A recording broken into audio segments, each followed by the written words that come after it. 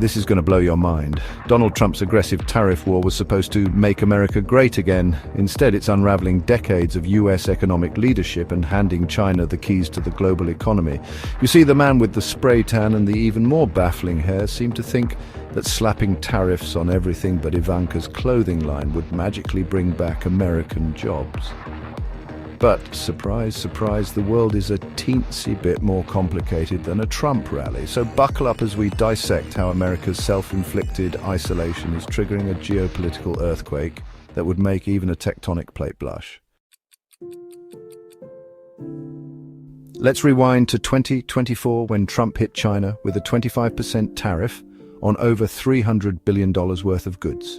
Because, you know, a trade war is exactly what a pandemic-ravaged economy needs. He also slapped a 10% tariff on EU steel and threatened Canada. The pitch? Revive US manufacturing, bringing back jobs faster than you could say Rust Belt, except there was a slight problem with this narrative reality. Internal White House documents revealed 80% of US manufacturing executives admitted they'd never bring jobs back to America. Why? Automation costs and the fact that Asian supply chains are about as easy to untangle as a headphone cable. The US Chamber of Commerce estimated Trump's tariffs cost the average American household $1,277 annually. Meanwhile, China retaliated, targeting US agriculture exports like soybeans. The result? A $12 billion loss that bankrupted over 1,200 Midwest farms.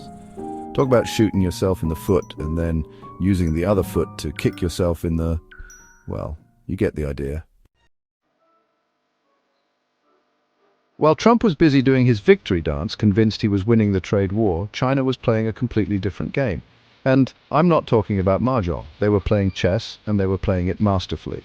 After Trump's 2018 tariffs, Beijing didn't just sit back and cry into their noodles. They went into overdrive, funneling a cool $150 billion into semiconductor research and development. By 2024, SMIC, China's top chip maker, had achieved what was once unthinkable. They cracked the code on 5-nanometer chip production. This wasn't just a technological breakthrough. It was a seismic shift in the global balance of power. America's stranglehold on advanced tech, the kind that powers everything from your smartphone to, well, actual weapons systems, was broken. China now controls 70% of the world's rare earth minerals, essential for everything from electric vehicles to missiles.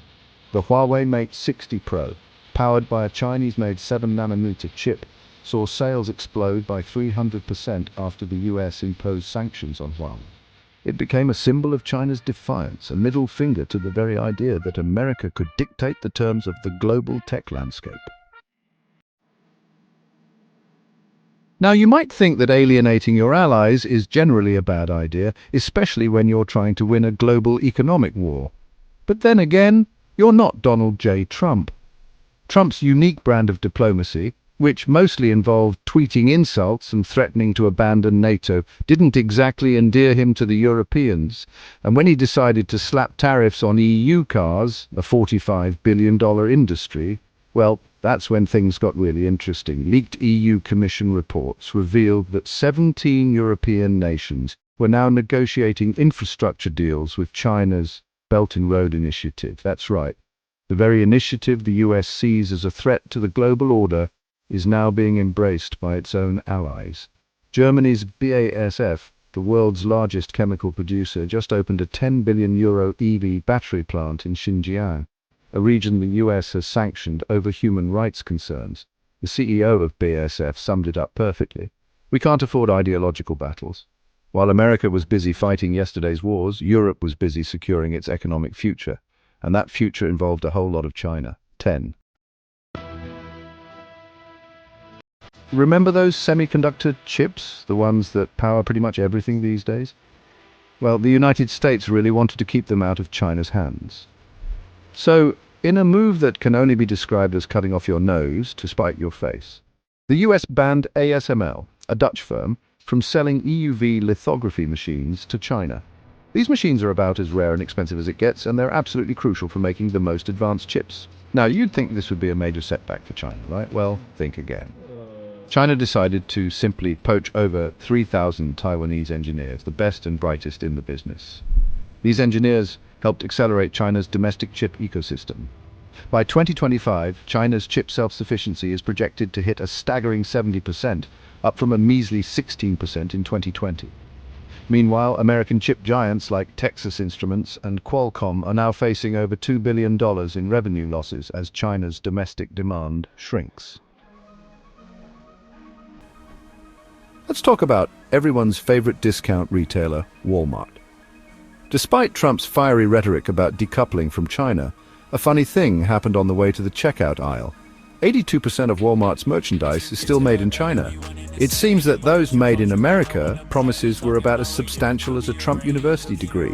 The tariffs did manage to achieve one thing: they forced prices up, but there was a slight problem. US alternatives to those cheap Chinese goods, well, they couldn't scale fast enough to meet demand. It's almost like decades of outsourcing manufacturing had hollowed out America's industrial base or something. The result? Inflation for everyday goods spiked by a whopping 6.8% in 2024, the highest it had been since 1982. A 2024 MIT study found that reshoring a single iPhone factory to the US would raise retail prices by a mind-boggling 90%. Spoiler alert, it's not happening. As faith in the US dollar wobbles more than a newborn giraffe, investors are hedging their bets with gold. The shiny metal has surged to $2,500 an ounce, a 30% spike since 2023. When the global reserve currency looks unstable, people seek safe havens. Central banks in BRICS nations are stockpiling gold. They're looking to bypass the dollar. The US may lose its financial dominance. Junior gold miners like Rua Gold are emerging winners. Rua Gold is strategically positioned in New Zealand. They're in high-grade gold fields backed by a supportive government. With historic grades of 30 grams per ton compared to the global average of 1.5 grams, Rua's projects could disrupt the gold market. Trump's tariffs didn't just fail. They were an economic faceplant of epic proportions. They accelerated America's decline faster than you can say trade deficit. China's economy, once predicted to overtake the US by 2035, is now on track to do so by 2028. It seems that betting on protectionism in a globalized world is about as effective as bringing a knife to a gunfight. The world is choosing sides, forging new alliances and rewriting the rules of the game, and the US, well, it's looking a little lonely in the corner, clutching its tariffs like a security blanket. If you found this analysis even remotely eye-opening, do the digital equivalent of a standing ovation. Smash that like button and subscribe. The global order is changing faster than the battery life on your smartphone, and you don't want to miss the next chapter.